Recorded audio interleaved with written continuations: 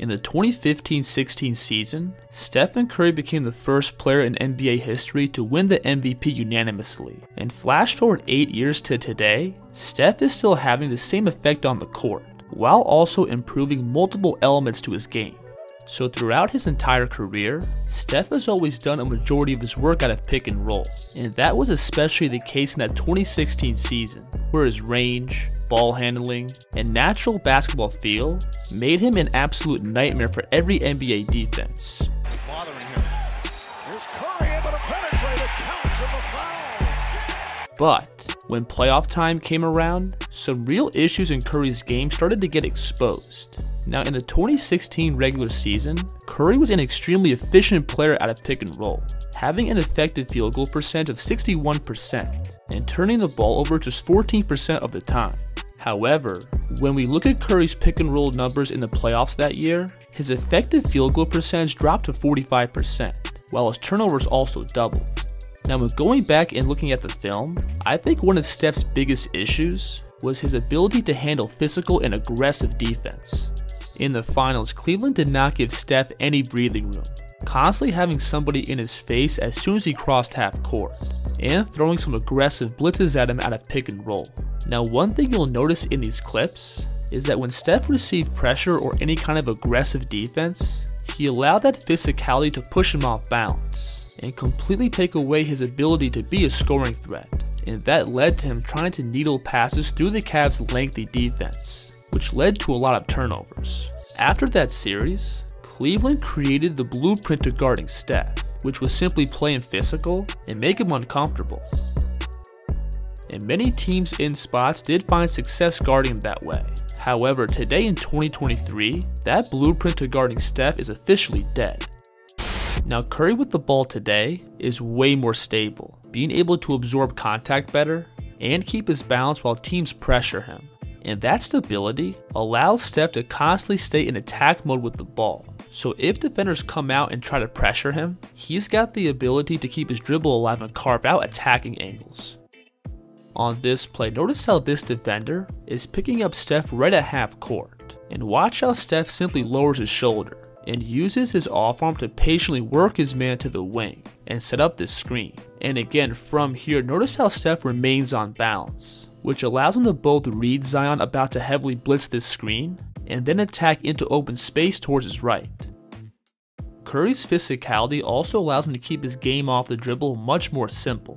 Now of course, if he has a mismatch in open space, Curry's going to get to those slick combos. He's got Eubanks. He gets around Eubanks and scores. However, if the defense comes up and pressures him from beyond the three, Steph is just going to create an angle and attack. Take this play for example. You'll see Isaiah Stewart come up and meet Steph at the level of the screen. And from here, notice how Steph drifts out towards his left. And when Stewart tries to slide and stay squared with the ball, Steph is going to plant his outside foot and lose him with the crossover. And as Curry gets into the paint, his improved strength allows him to keep his driving line and draw a foul. Look at this play. Notice how the Warriors set the screen 30 feet from the basket. And because Steph is such a lethal outside shooting threat, he's able to pull the big out beyond the three. And from here, Steph doesn't need anything super advanced off the dribble. He's just going to use his speed to attack out to his right and get the big on his hip. Then again, from here, Steph has the strength to gather and stride into another foul. Now Curry's improved strength also affects his outside scoring. Again, everything comes back to Steph's ability to stay balanced off the dribble while dealing with contact. This play here is tough, where Zion switches out and picks up Steph, and watch how Curry's able to attack Zion's top foot and get through his body. Then from here, notice how Steph gets Zion to completely rotate and open up his hips. Then he gets Zion completely lost with his step back. This is also one of Steph's favorite separation moves, where he aggressively attacks towards his left, and once he gets the defense to open up their hips, Steph's going to stop on a dime to separate. Now being able to start and stop like this takes a crazy amount of lower body strength. Watch here how Steph goes between and pushes off that right foot. Then he brings that same foot all the way around to slam the brakes.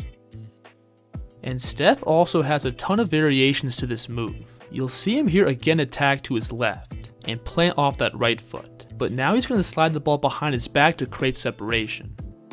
Now, regardless of what Steph does with the ball or his footwork, the essential part to him creating space is getting the defense to open up their stance. Bit of a rhythm. There's another one.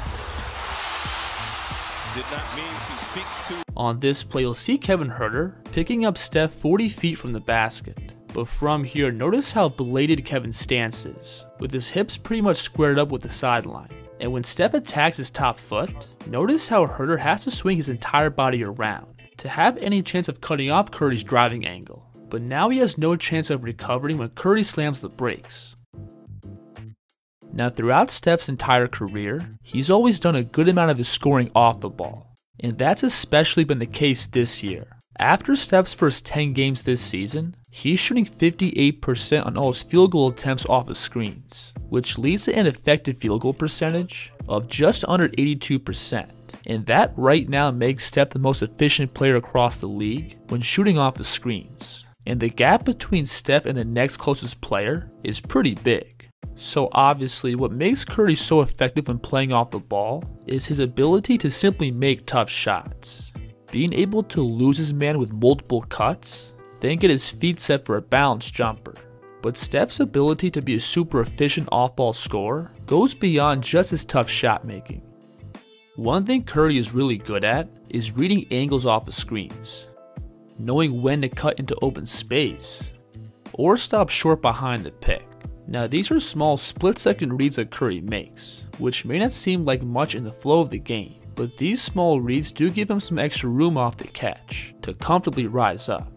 Take a look at this play. You'll see Wiggins set this pin down screen, and notice how the Cavs are going to switch this. If Curry were to run all the way off the screen, he would run right into Donovan Mitchell's airspace, and this would be a routine switch for Cleveland. But watch how Steph instead stops short and forces Mitchell to cover way more ground on this closeout, and this now gives Curry enough room to comfortably rise up.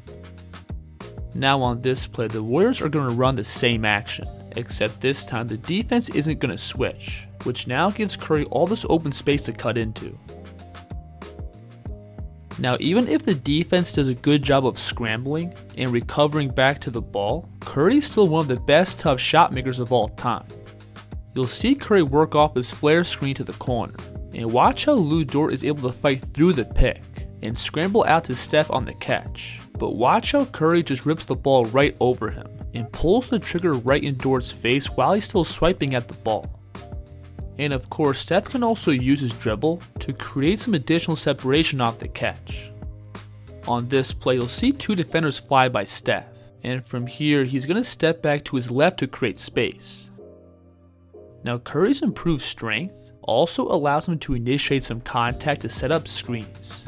This has been one of Golden State's go-to actions in early offense, where Steph pitches the ball to the wing, then immediately works off his flare screen back across the middle. And what makes this play so effective is that Steph from here can pick up some momentum to more effectively set up the screen. Watch him here put his body weight into Keegan Murray, then give him a light push, and run him right into the screen. If you enjoyed this video, please like, subscribe, and let me know in the comments who the kid should break down next. The kid's here.